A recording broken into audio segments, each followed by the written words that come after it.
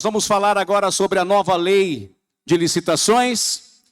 Ele que é bacharel em Direito pela Universidade de Fortaleza, mestre no programa de Inovação, Tecnologia e Direito da Universidade de Edimburgo, Reino Unido, e mestre em Economia da Escola Austríaca pela Universidade Rei Juan Carlos, Madrid. Já exerceu as funções de auditor fiscal da Previdência Social e advogado da União em Brasília. Desde 2007, ocupa o cargo de procurador do Ministério Público de Contas, já tendo liderado a instituição no biênio 2011-2012. Em 2018, após a indicação dos seus pares, foi nomeado pelo governo do Estado para o novo mandato à frente da Procuradoria-Geral do Ministério Público de Contas do Rio Grande do Norte. Vamos receber para falar sobre a nova lei das licitações. Esse tema também que é de extrema importância, Tiago Martins Guterres. Mais uma vez, obrigado ao presidente Gilson, à UVB, FECAM, pelo convite para participar do evento, dos encontros, dos legislativos. Hoje, um encontro nacional, um encontro de todo o Brasil. Muito feliz, muito honrado de estar aqui em Brasília, participando desse evento com vocês. Talvez esse seja o evento mais representativo que pode existir, que pode ter, que pode ser feito, que é o encontro dos legislativos. Eu diria mais até do que a Marcha dos Prefeitos, que organiza, que representa os entes municipais, mas aqui a gente tem a representação do povo, das casas legislativas, das câmaras municipais, e me sinto muito honrado, mais uma vez, de participar desses encontros e estar perto aqui de vocês, poder interagir com vocês, com pessoas de todo o Brasil. Pois bem, meu nome, Tiago Guterres, ou como a gente costuma se apresentar hoje em dia, @tiago.guterres, que é o meu perfil no Instagram. Então, ficarei muito feliz se vocês me marcarem, tirarem foto, eu reposto todo mundo, tá? Se quiserem entrar em contato comigo pelo Instagram, fiquem à vontade, sempre respondo todo mundo. É o meio de contato mais fácil para a gente interagir. Sou procurador do Tribunal de Contas lá do Rio Grande do Norte. Sei que tem uma turma muito grande do Rio Grande do Norte aqui, né? Olha aí, o pessoal do Rio Grande do Norte. Muito bom. Mas, na verdade, embora eu esteja no Rio Grande do Norte há mais de 15 anos, eu sou piauiense. Cadê o pessoal do Piauí? Olha aí. Sou de Teresina, Piauí. Uma banda, turma do Piauí ali. Tem também eu tenho uma banda do Maranhão, meu pai é maranhense, de Pinheiro. Tem uma turma do Maranhão aqui. Meu nome, Guterres, é lá do Maranhão, né? Português, chegou pelo Maranhão, mas cresci no Ceará. Nunca morei nem em Teresina, nem em São Luís, embora sempre visitasse, mas cresci no Ceará, em Fortaleza, é a cidade onde meus irmãos, minha família atual mora, e estou no Rio Grande do Norte há mais de 15 anos. Sou nordestino, no final das contas. Morei em Brasília durante um tempo, como auditor fiscal e depois como advogado da União, e depois fui para o Ministério Público Especial, que é esse Ministério Público que atua dentro do Tribunal de Contas.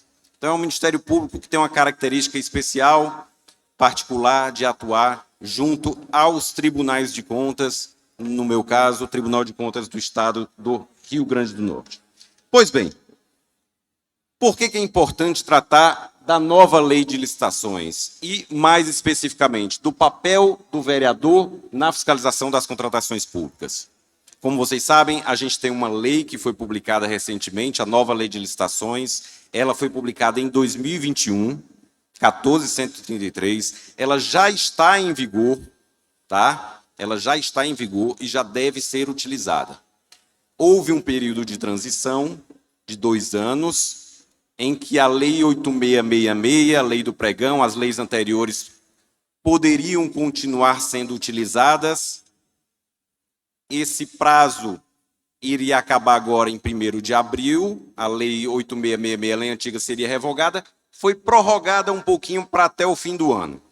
Então, até o fim do ano ainda é possível publicar edital com base na lei anterior, só que isso é muito pouco tempo, porque para planejar uma licitação, até publicar o edital, leva tempo. Então, nós só temos alguns meses para aprender de vez a utilizar a nova lei de licitações. Mas o que eu quero ressaltar aqui é o papel de vocês na fiscalização das contratações públicas à luz dessa nova lei, dessa Lei 14.133, dessa nova lei de licitações. E por que eu quero também resgatar esse tema? Não é só porque a lei é nova, porque é recente. É para resgatar a importância do protagonismo das câmaras municipais na fiscalização das contas públicas. A gente fala de controle externo e pensa logo que a responsabilidade pelo controle externo é do Tribunal de Contas. Mas, pela Constituição, a titularidade do controle externo é do Legislativo. No âmbito da União, a responsabilidade pela fiscalização, pelo controle externo das contas públicas, é do Congresso Nacional. No Estado, a responsabilidade, a titularidade é da Assembleia Legislativa. No âmbito dos municípios, a titularidade é das câmaras municipais, com o auxílio dos tribunais de contas. Então, é importante que vocês tenham em mente que a titularidade do controle é do Legislativo, a responsabilidade primordial. O auxílio é do Tribunal de Contas. É claro que esse auxílio não significa hierarquia, subordinação, é um trabalho de cooperação. Mas a titularidade é do povo, dos representantes do povo, da Casa Legislativa. E por que eu quero lembrar? Por que é importante também contar com o protagonismo das câmaras municipais? Eu destaco 3 pontos principais. Primeiro, porque muitas das discussões que são levadas aos órgãos de controle, ao Ministério Público, ao Tribunal de Contas, ao Poder Judiciário, são discussões políticas. E essas discussões políticas não deveriam estar ocorrendo em órgãos que têm atribuições de analisar sob o aspecto jurídico. Vamos lembrar, político é aquilo que a gente debate sobre o que deve ser feito, como as coisas devem ser. É aquilo que a gente debate nas casas legislativas para saber o que deve, como a política pública deve ser feita, o que é certo, o que a gente deve fazer constar em lei. O debate jurídico é depois que a lei é publicada.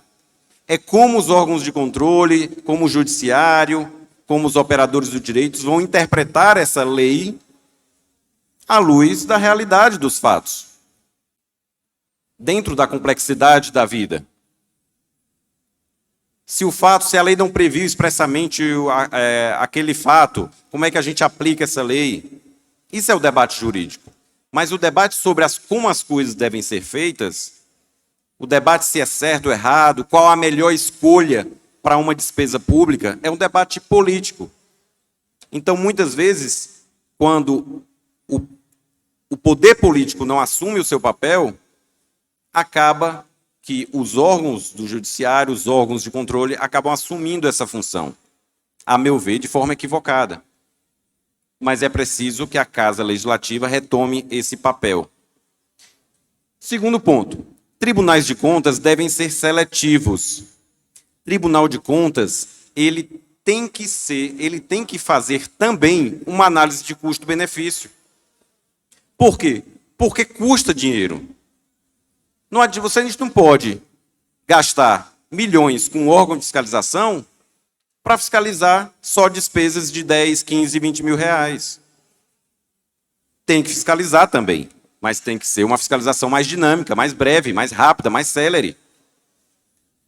Não pode se dar o mesmo enfoque para uma fiscalização de 10, 15, 20 mil, de um contrato de 10, 15, 20 mil, que se deve dar a um contrato de uma obra pública de 200 milhões. Por quê? Porque custa dinheiro manter um órgão de controle. Mas não só isso. Mesmo quando a atuação é financeiramente relevante, mesmo quando a atuação é própria dos órgãos de controle, os tribunais, os órgãos de controle em geral, não têm como ficar sabendo de tudo que ocorre nos diversos rincões do país. E aí é que a gente precisa do papel de vocês com denúncias. E eu chamo a atenção para esse detalhe, porque as melhores atuações que nós tivemos nos tribunais de contas, no Tribunal de Contas do Rio Grande do Norte, vieram a partir de denúncias de deputados e vereadores. E eu digo para vocês que é uma atuação diferenciada quando essa denúncia vem de alguém que está vendo localmente aquilo que está acontecendo.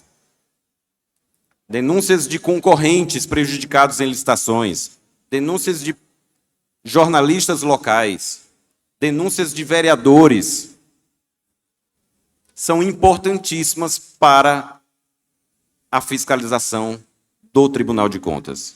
Então, esse também é um papel de vocês, é parte do papel colaborativo da colaboração que deve existir entre o Poder Legislativo e o Tribunal de Contas, e o órgão de controle externo. Escolhi 4 temas que são talvez os mais importantes para vocês, para destacar aqui a atuação, o papel de vocês na fiscalização. Talvez são nesses temas que a gente precisa mais de vocês, dos olhos de vocês na fiscalização. Contratação direta, que é a contratação sem licitação. Hoje em dia, principalmente com a nova lei, eu diria que a grande parte das licitações do país serão feitas sem licitação, por dispensa ou inexigibilidade.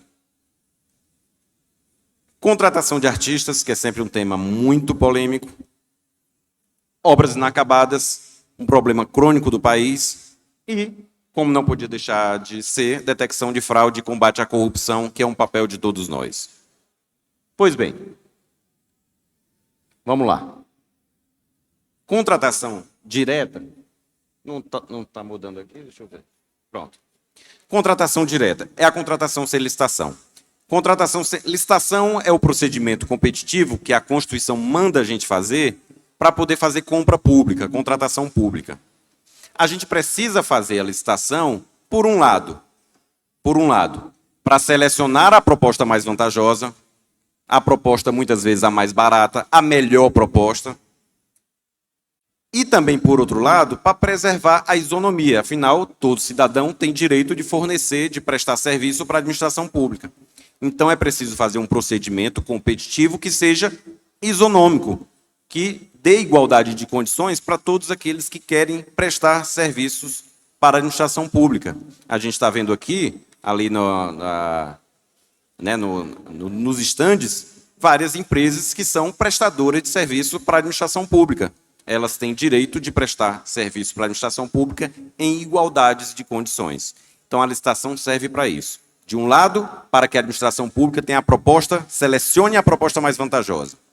A gente faz essa competição para tentar enxugar os preços. E de outro, para garantir a isonomia para os fornecedores, para todos aqueles que querem contratar com o poder público. Só que, muitas vezes, a licitação ou não é possível, ou não é a opção mais vantajosa para a administração pública. Ela pode não ser possível. Nesse caso, a gente não vai exigir licitação do gestor público. Por isso que a gente diz que é uma licitação inexigível.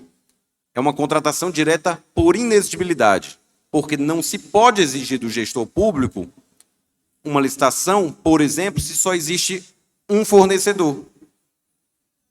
Se só existe um fornecedor, não há como haver competição. Por isso, a gente não exige licitação. Ou pode ser que essa opção não seja a mais vantajosa para o poder público. Então, nesses casos, a gente vai dizer o quê? Que, embora seja possível a competição, a licitação é dispensável. Ela pode ser dispensada e a contratação direta pode ser feita. Por quê? Às vezes, pode ser porque o valor é muito baixo. Ora, não faz sentido a gente gastar 50 mil reais para fazer uma licitação, porque licitação tem custo, para comprar um bem de 10 mil, de 15 mil, de 20 mil. Então, não faz sentido a gente gastar mais com um procedimento do que com a compra em si. Então, por isso que a lei dispensa a licitação até determinado valor. Ou, pode ser que a licitação não faça sentido. No caso, por exemplo, de uma contratação emergencial. Não é a melhor opção para a administração pública fazer uma licitação em situação de emergência. Caiu o telhado do hospital, o serviço está paralisado, a gente precisa resolver isso o mais rápido possível. Então, a gente dispensa a licitação numa situação de emergência. Esses conceitos não mudaram com a nova lei, mas a nova lei trouxe alguns aspectos, algumas particularidades que são fundamentais e que todos devem ter conhecimento. Qual seria o ponto principal? Eu quero chamar a atenção aqui da dispensa em razão do valor. Mas antes da dispensa em razão do valor, novamente, para chamar a atenção de vocês da importância da contratação direta a partir de alguns números. Eu falei para vocês que, com a nova lei, a maioria das contratações no país serão feitas sem licitação. E isso, inclusive, na União Federal. Veja, esses números ainda são sob a lei antiga. Sob a lei antiga. Aqui são as compras homologadas por modalidade só em 2022 pelo governo federal. Vejam que naquela primeira coluna ali, a maior parte dos processos de compras foram dispensa de licitação. Aquela primeira coluna ali são os processos de dispensa de licitação. Na segunda coluna, os pregões. Na terceira, inexigibilidade. E ali nos demais, as outras modalidades. Concorrência, concurso, tomada de preço. Então veja, mesmo na lei anterior, a maior parte das contratações do governo federal foi por meio de dispensa em razão do valor.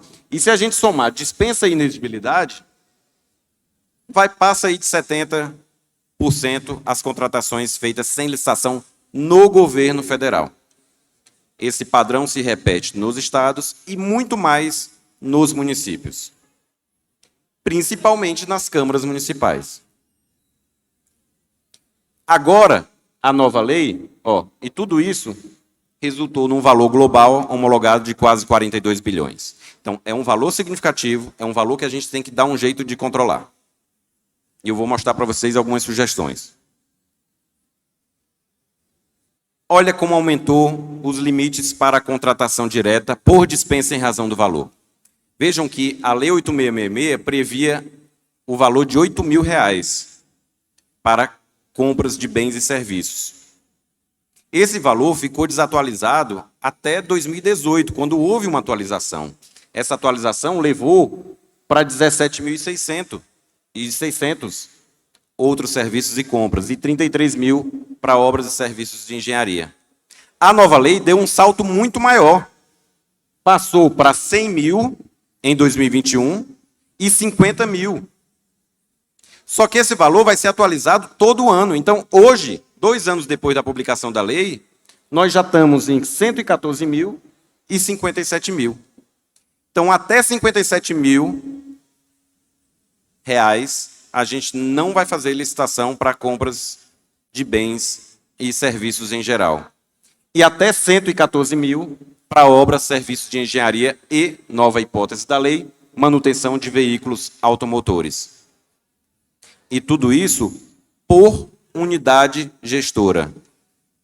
Se o município tiver mais de uma unidade gestora, cada unidade gestora tem um limite próprio. Então, se a gente, no âmbito federal, as contratações sem licitação já são o maior número, imaginem nos municípios.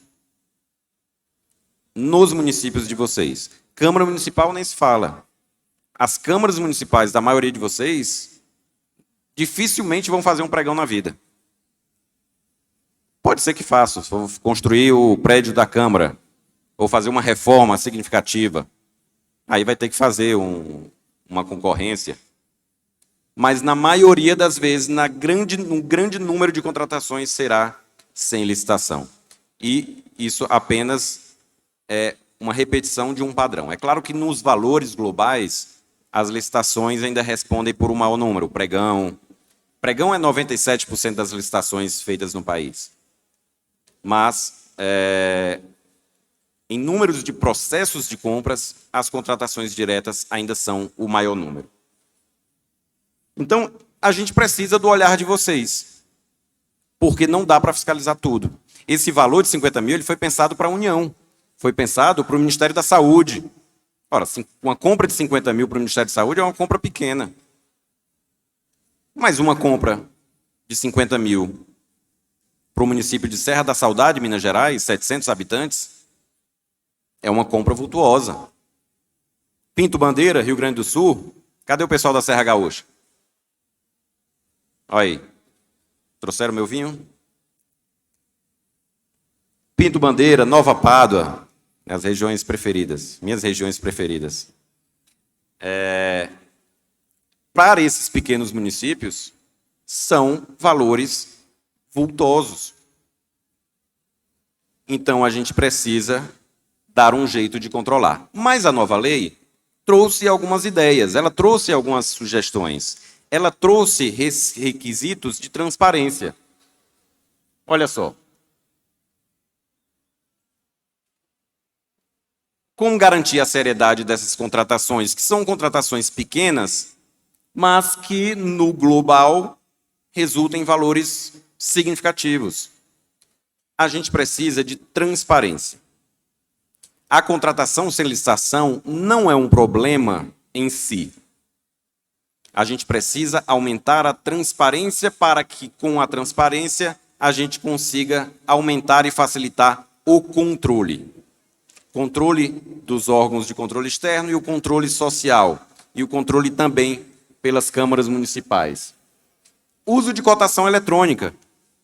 A lei sugere que, preferencialmente, se utilize o sistema de dispensa eletrônica, que é simplesmente, você coloca lá no sistema, você vai fazer a contratação direta, a contratação por dispensa, de modo eletrônico, utilizando o sistema do governo federal, o Compras, ou outra plataforma que vocês queiram contratar. Existem plataformas privadas muito boas.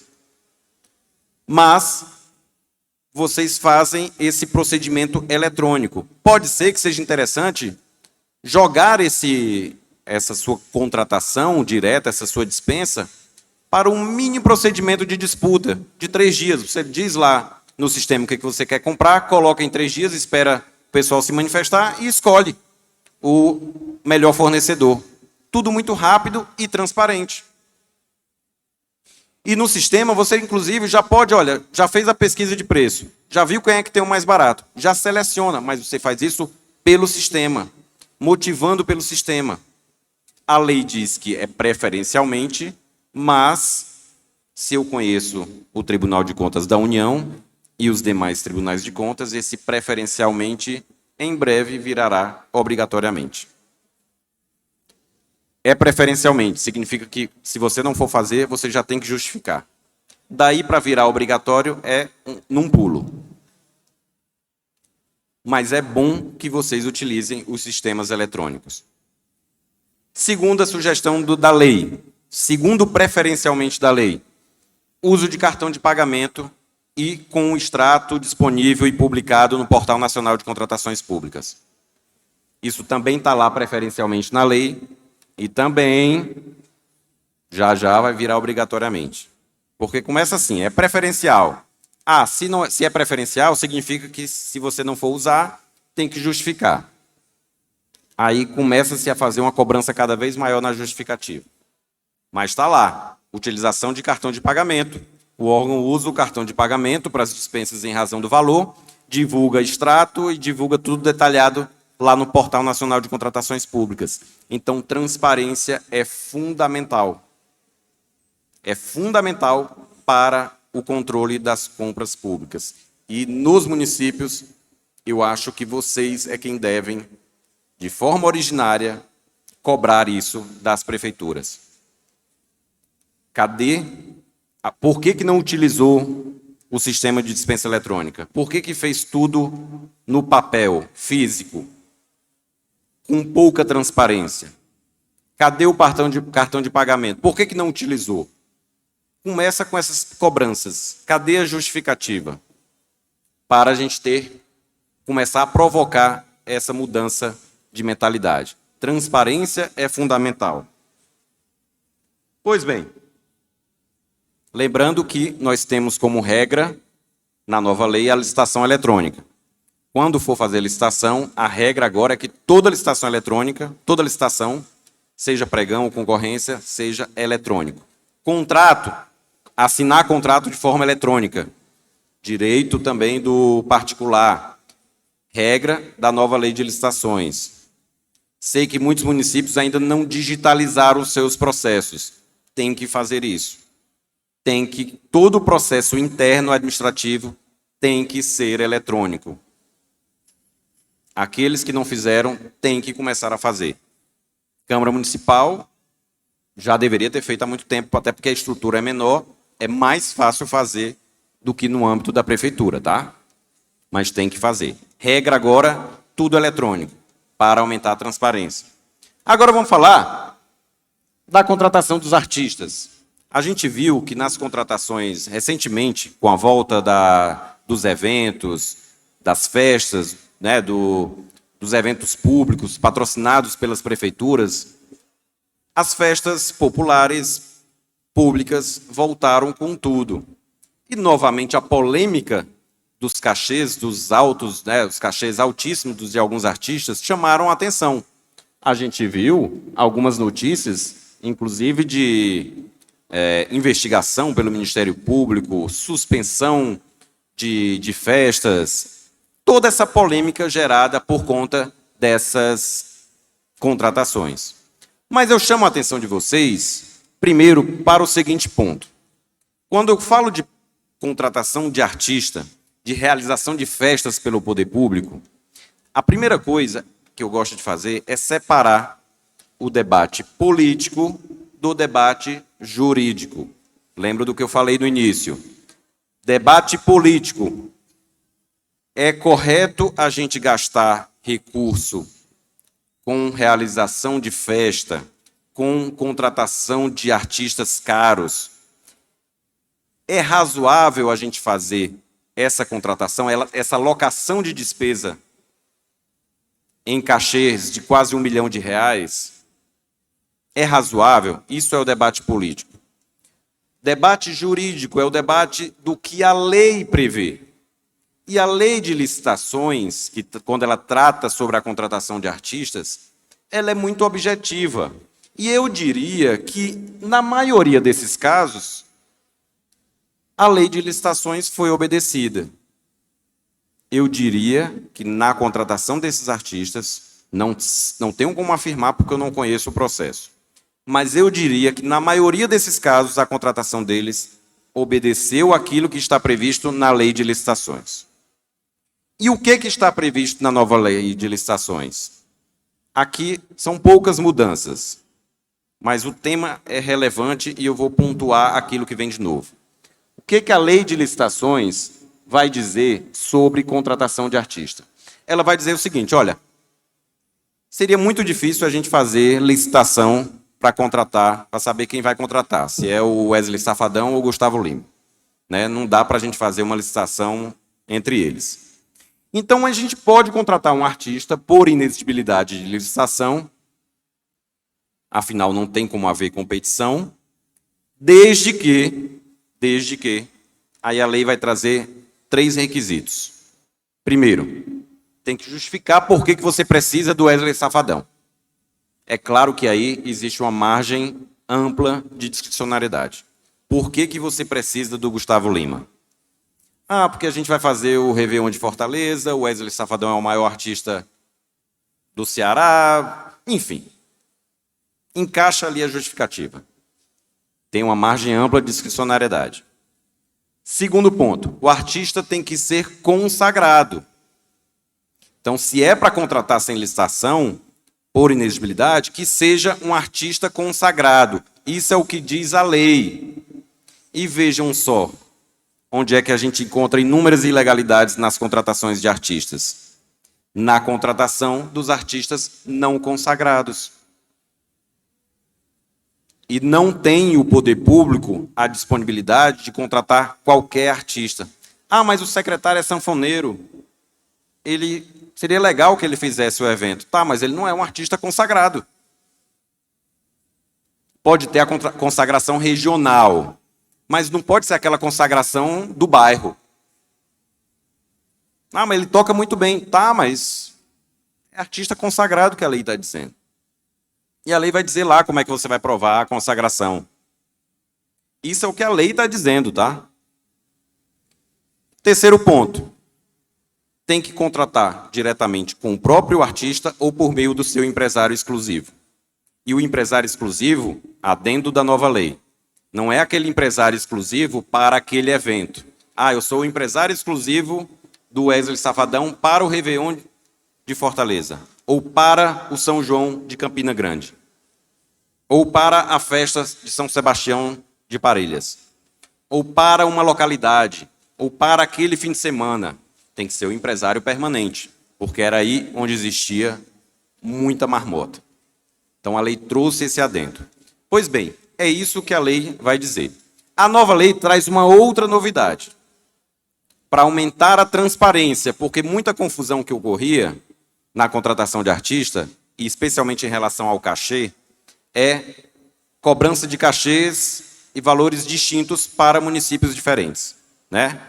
Eu sei que tem muita confusão aí. O sujeito vai para o São João de Caruaru, aí é um valor. Aí vai depois para o São João de Campina Grande, aí é outro valor. Aí vai fazer um show avulso, independente, para outra cidade, aí cobra um outro cachê do poder público.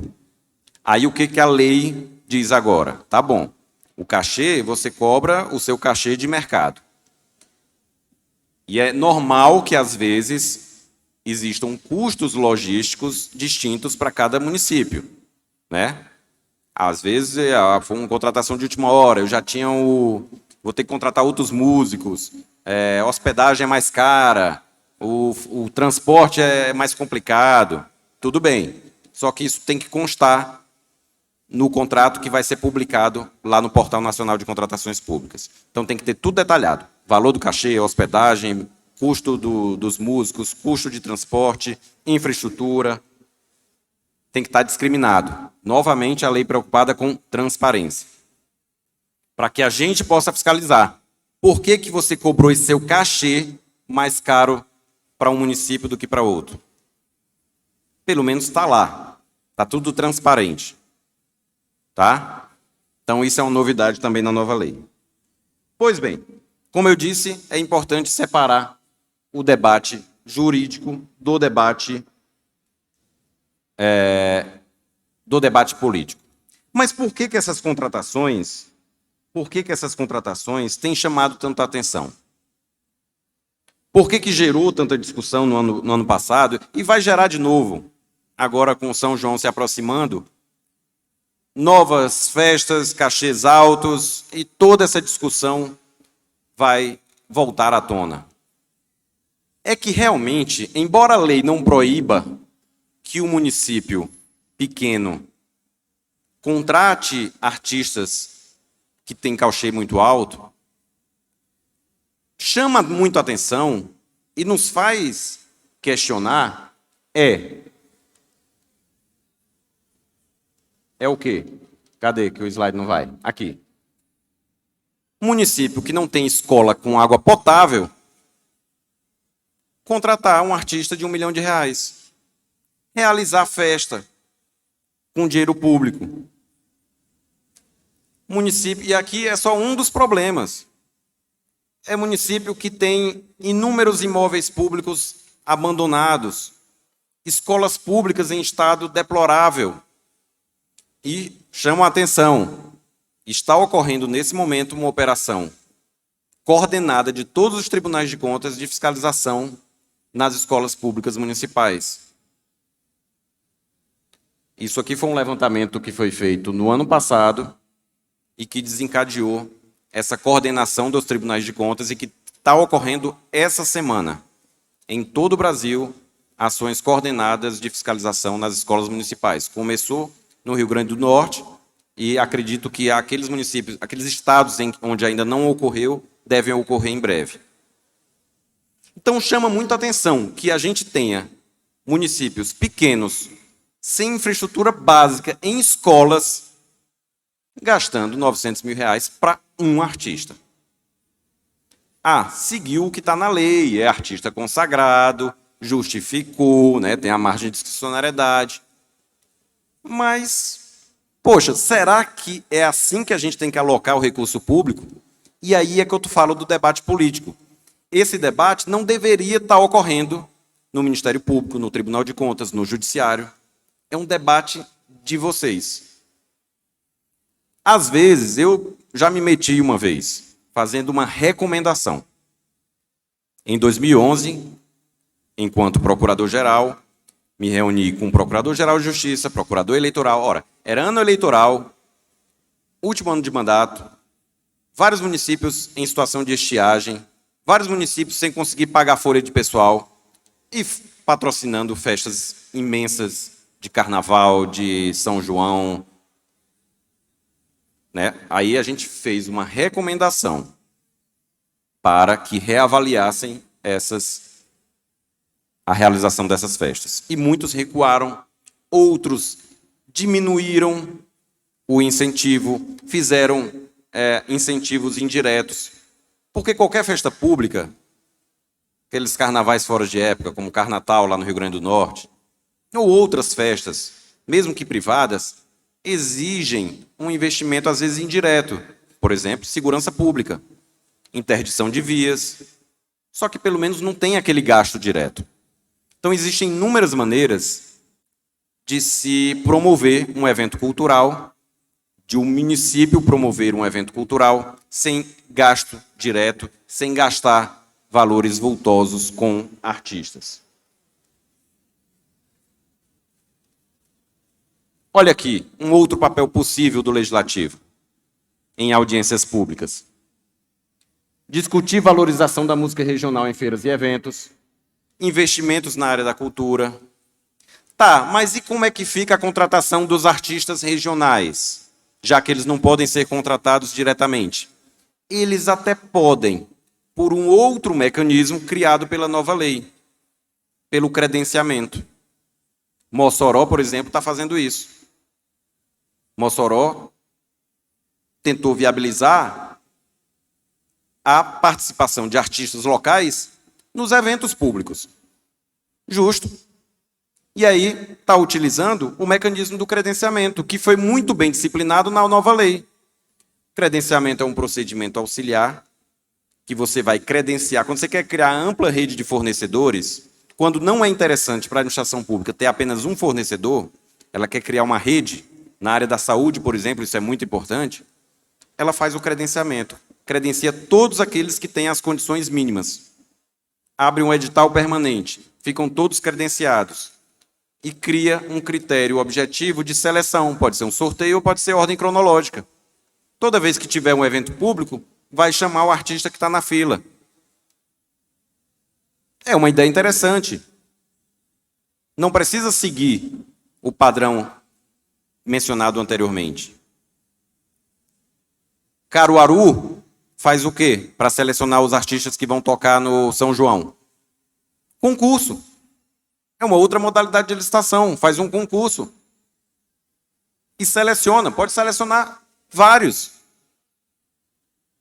Se quiser dar um prêmio para valorizar a cultura, existem inúmeras formas de se fazer seleção, de se promover cultura, de se realizar festejo. E o debate sobre as melhores soluções, eles devem ocorrer primordialmente nas casas legislativas, nas câmaras municipais. Não é o Tribunal de Contas, não é o promotor da cidade que tem que dizer o que vocês têm que fazer, o que o município vai ter que fazer. Qual a melhor solução? Ele pode até dar sugestão, dar ideia. Mas ele não tem que impor nada. Isso é uma discussão política. Esse é o papel primordial do legislativo. Vou falar sobre outro tema agora. E já encaminhando aqui, não vou me demorar muito, mas já encaminhando aqui para o nosso fim, obras paralisadas. O Brasil tem um problema crônico com obras paralisadas, obras inacabadas. Levantamento do TCE, levantamento pioneiro até então, no RN, eram mais de, se eu não me engano, 336 obras paralisadas ou inacabadas. Prejuízo dos valores já pagos, quase R$1 bilhão. 2019, TCU fez um levantamento em todo o Brasil. 14 mil obras paralisadas. 10 bilhões de reais que já tinham sido pagos. Problema crônico no Brasil. Quais são as razões? Vamos entender rapidamente quais são as razões.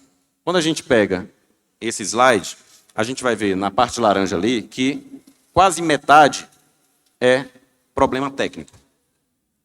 Problema de projeto.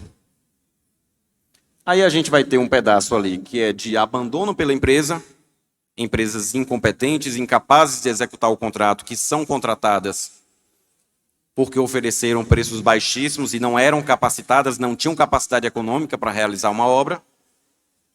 E tem também problema orçamentário, problema financeiro. Às vezes o órgão não tem mais recurso. Acontece. São os 3 principais problemas. Mas o principal seria o problema técnico. E o problema técnico, ele está aliado a um problema jurídico.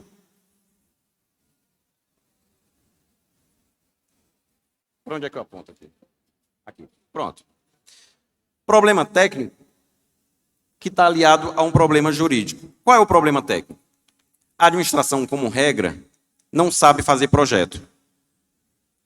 Qualquer administração, tá? Ela tem dificuldades de fazer projeto. Por quê? Porque existe um dogma no Brasil, que vem de muito tempo, que a administração pública não poderia conversar com o mercado para discutir as melhores soluções. Então, a administração pública vai fazer um projeto, vai desenhar o projeto, vai fazer todas as especificações, pesquisar preço, fazer tudo como se tivesse tudo perfeito e vai simplesmente pedir o orçamento para as empresas licitantes. Aí a empresa licitante, ela vai dizer o quê? Ela não pode dizer nada, ela tem que apresentar o valor. Hoje ela pode até impugnar, mas ela não pode discutir no planejamento melhores soluções. Aí ela apresenta, olha, está aqui o meu valor para esse projeto. Só que ela já sabe que aquele projeto vai dar errado. Já sabe que aquele projeto vai precisar de aditivo. Já sabe que aquele projeto vai ter que ser aditado e que ela vai poder ganhar o lucro no aditivo. Aí ela oferece um preço bem baixo. Chega a necessidade de alterar o projeto, faz seu aditivo e na hora de aditivar ela bota o preço mais cheio. O preço dela. Então isso é um problema. Por quê? Vem aí o problema jurídico. O legislador não entende que a administração pública não sabe fazer projeto e que os projetos têm que ser modificados com frequência. Aí a lei estabelece um limite, que é de 25%. Muitas vezes esse limite não é suficiente. Aí o gestor vai dar a canetada? Não, eu autorizo o aditivo de até 40%, 50%. Imagine isso numa obra de 200 milhões de reais. O gestor, um secretário, dando uma canetada de um aditivo que vai aumentar em 70 milhões. A fiscalização é complicada, né? Ele vai sofrer, não vai? Falo já com você. É complicado para o gestor. Então, às vezes, ele simplesmente não assina. Aí criou-se, né, o que se convencionou chamar de direito administrativo do medo. O apagão das canetas. Ninguém quer assinar nada, porque tudo vai para o órgão de controle. A gente foi flexibilizando isso pouco a pouco. Mas ainda existem muitas dificuldades. No âmbito do Tribunal de Contas, a gente começou a tentar, por meio de termos de ajustamento de gestão, tentar negociar melhorias, dar segurança jurídica para o gestor para fazer essas pequenas mudanças. Então, nós tínhamos, por exemplo, a situação do Hospital da Mulher, lá em Mossoró. Problema de projeto. O projeto tinha sido terceirizado. A empresa terceirizada falhou gravemente no projeto. A obra ficou paralisada. Os recursos para aquela obra eram recursos de financiamento externo, do Banco Mundial. Esses recursos, se não fossem aplicados até determinado período, eles não viriam mais para o estado do Rio Grande do Norte. A obra ia ficar paralisada, seria um elefante branco, porque o Estado não tem hoje, no momento, capacidade de investimento. Mas era necessário um aditivo de 40%, 45%, muito acima dos 25% previstos na lei. A gente analisou, a gente viu que era melhor para o interesse público fazer o aditivo, do que perder aquele recurso e deixar a obra do hospital paralisada. Foi feito o termo de ajustamento, e olha como foi importante o debate político aí. Vários secretários, deputados foram lá, porque era um problema multi-institucional. Não era só com o Tribunal de Contas. Teve gente que foi lá no Tribunal de Contas, foi com o Ministério Público, foi na Procuradoria do Estado, foi falar com a empresa, foi provocar esse debate. Olha, por que a obra está paralisada? Por que a gente pode fazer para resolver? E a gente negociou esse termo de ajustamento de gestão. No âmbito do Rio Grande do Norte, termo de ajustamento de gestão é exclusividade do Ministério Público de Contas. É da competência exclusiva do Ministério Público de Contas.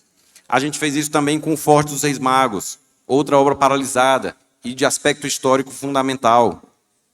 Recursos do Banco Mundial, recursos que seriam perdidos. Escola de Dança do Teatro Alberto Maranhão. E o debate, a conversa entre as instituições foi importantíssima para isso sair do papel. Diálogo é fundamental para que obras sejam não só bem planejadas, como elas saiam do papel e que problemas sejam resolvidos.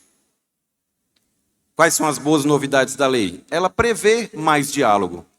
Ela cria uma modalidade de licitação, que é o diálogo competitivo. Olha, no próprio nome já tem diálogo, em que, em determinados casos, por exemplo, a gente vai contratar alguma solução tecnológica para o município, para resolver problema de saneamento, para resolver problema de abastecimento.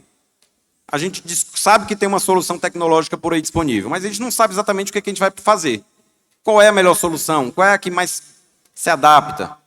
Qual é a melhor forma de remunerar a empresa?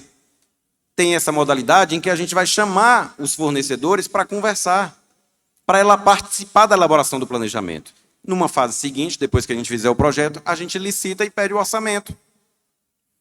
Procedimento de manifestação de interesse. É um procedimento auxiliar que tem a mesma ideia, só que nesse caso a gente não se compromete com a licitação. A gente pede estudos. O Ceará fez isso recentemente. A Companhia de Água e Esgoto do Ceará, a CAGES, fez isso recentemente, para ela querer aproveitar o espaço do açude Castanhão para gerar energia solar. E como é que ela poderia aproveitar aquela estrutura para utilizar energia solar, painéis solares para abastecer? Ela tinha uma ideia, mas não sabia exatamente qual era a melhor solução. Fez um procedimento de manifestação de interesse, um chamamento de empresas interessadas para que elas apresentassem estudos.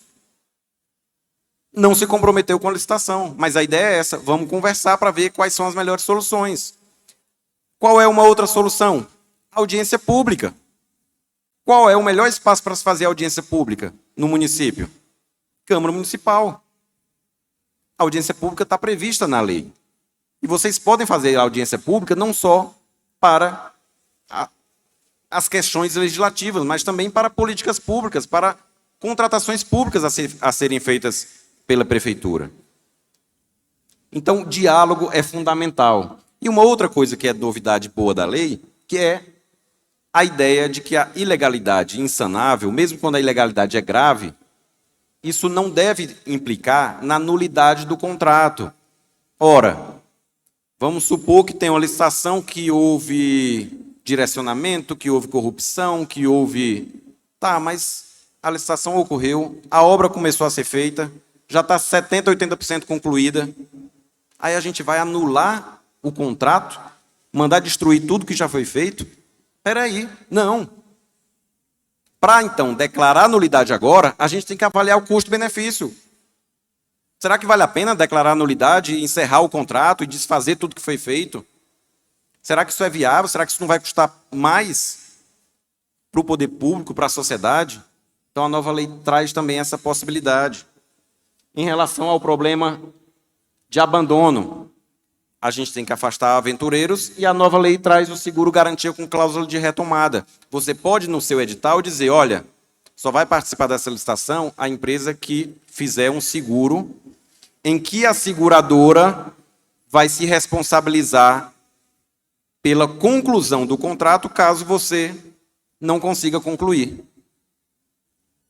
E aí a gente consegue fazer com que a seguradora fiscalize a empresa. Ela só vai dar aquele seguro se a empresa tiver condições, capacidade econômica. É claro que esse custo vai ser absorvido pelo poder público, vai encarecer um pouco o contrato, mas vai valer a pena, porque a gente garante que a obra vai ser concluída. Se a empresa não concluir, a seguradora assume. Isso é novidade boa da nova lei, também pensando em resolver a questão das obras paralisadas. Olha aqui um outro ponto que vocês têm participação fundamental. Uma norma antiga da Lei de Responsabilidade Fiscal, mas ela é tão esquecida que eu trago aqui como novidade. Todo projeto de lei orçamentária, olha só, a lei orçamentária e de créditos adicionais só vão incluir novos projetos após adequadamente atendidos os andamentos e contempladas despesas de conservação do patrimônio público. Não se pode prever dinheiro para obra nova se não estiver cuidando das obras do patrimônio atual, do patrimônio que está abandonado ou que está mal cuidado. E ninguém discute isso. Isso aqui, quem é que pode conter, pode discutir isso aqui no âmbito da Câmara Municipal? São vocês.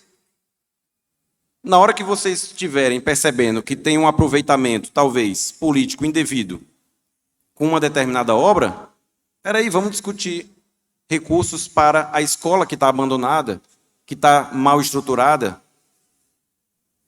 para o patrimônio histórico que está abandonado. Vamos levar isso em consideração, vamos discutir isso.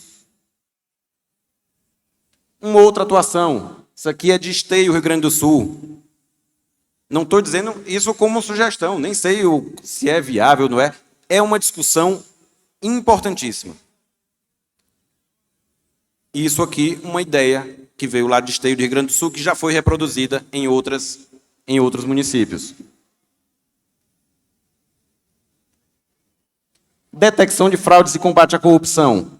Aí, aqui, olha só, deixa eu voltar aqui para o painel, para o slide anterior. Se eu conseguir, pronto. 3 pontos, detecção de fraude. Isso é algo que não é só dos órgãos de controle. Mesmo quando é só dos órgãos de controle, a gente precisa das denúncias de vocês. Então, vocês precisam ter algumas noções sobre onde acontecem mais as fraudes nas licitações. E são basicamente 3 tipos de fraudes, 3 categorias que eu posso fazer aqui, onde as fraudes devem ocorrer. Primeiro, direcionamento. Quando o edital é direcionado para que só uma empresa possa conseguir. Existe lá na parte de habilitação a chamada habilitação técnica, em que a gente vai ver se a empresa tem experiência, que é importantíssimo pedir para evitar os aventureiros.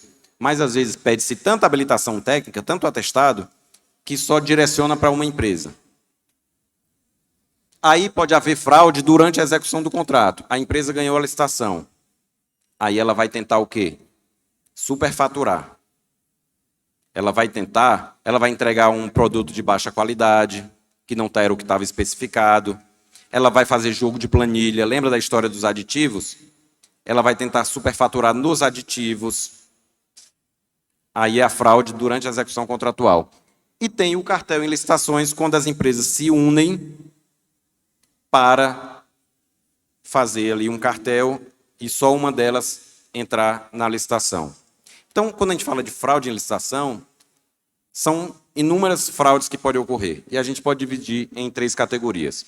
E eu chamo a atenção dessas fraudes, e aí deixo a dica de livro aqui, porque esse livro é muito bom, feito por 2 auditores de controle externo do Tribunal de Contas do Mato Grosso, o Franklin Santos e o Kleberson, que é muito prático e didático para quem não é da área jurídica, para quem não trabalha nos órgãos de controle, mas que quer entender como a corrupção acontece e como fiscalizar. Então, eu deixo essa dica de livro do Franklin e do Kleberson. Basta você botar no Google Como Combater a Corrupção, um livro que vai sair esse aqui. É provavelmente o melhor livro da área, muitos casos, muito fácil de ler, muito interessante, e é ótimo para que a gente conte com novos olhos na fiscalização e no combate à corrupção. E aí, por fim, eu deixo aqui essa frase, que é de um autor que escreveu em 1995, A Crise da Licitação.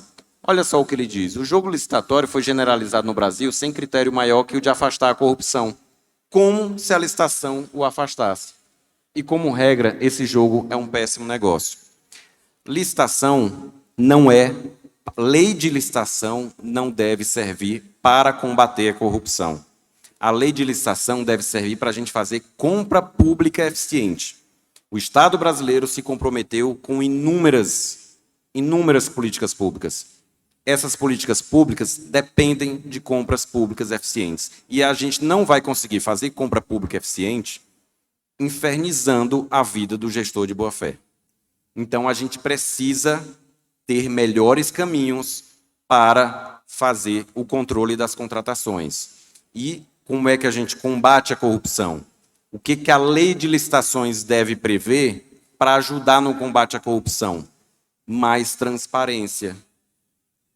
As contratações diretas vão ocorrer agora, sem licitação, já ocorrem, já são o maior número de contratações, e vão ocorrer em número muito maior. Isso é um problema? Não necessariamente. Vai ser um problema se não houver transparência, se a gente não tiver como fiscalizar. Então, transparência é fundamental, porque é a transparência que vai aumentar o controle, permitir o controle e facilitar o controle, não só o controle dos órgãos, como Tribunal de Contas e Ministério Público, mas principalmente o controle social. Muito obrigado, pessoal, e fico à disposição de todos.